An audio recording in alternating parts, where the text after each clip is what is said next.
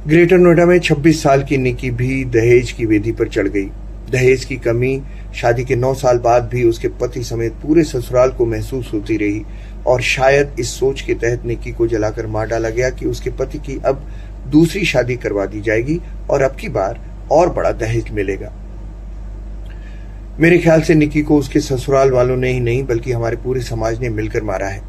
इसमें निक्की के मायके वालों का भी दोष है। जितने पैसे उन्होंने अपनी लड़की की शादी में दहेज में खर्च किए उतने उसकी पढ़ाई में लगा देते और उसे उसके पैरों पर खड़ा होने में मदद करते तो निक्की आज सुरक्षित ही नहीं होती, काबिल बनकर खुद का भविष्य तराश रही होती।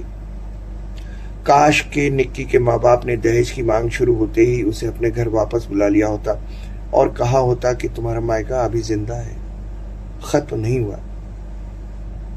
हमारे यहाँ ज्यादातर माँ बाप बेटियों को एहसास दिला देते हैं कि जिस दिन से उसकी शादी हुई वो पराई हो गई।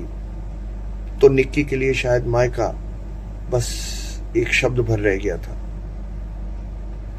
देखिएगा आपके घर में भी अगर कोई बेटी हो तो उसे ताकतवर बनाइए, पढ़ाइए, लिखाइए और शादी के वक्त अगर कोई दहेज का नाम भी ले ले तो उस घर रिश्ता न कीजिए।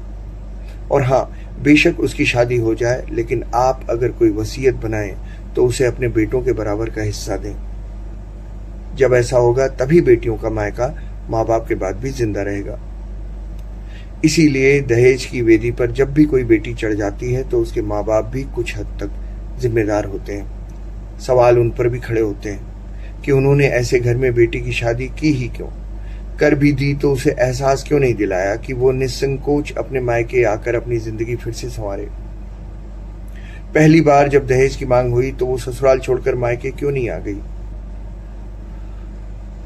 गौर कीजिएगा मेरी बातें, बहुत सी निक्कियां ऐसी भी हैं जिन्हें जलाकर मारा नहीं गया लेकिन हमारी सामाजिक रूढ़ियों में बंध कर उनकी जिंदगी बस घर के कामकाज निपटाने तक ही सिमट कर रह गई है क्योंकि उनके माँ बाप ने ही उन्हें मजबूत नहीं बनाया। आपके घर में भी कोई निक्की हो तो उसे मजबूत बनाइए, उसे ताकत दीजिए।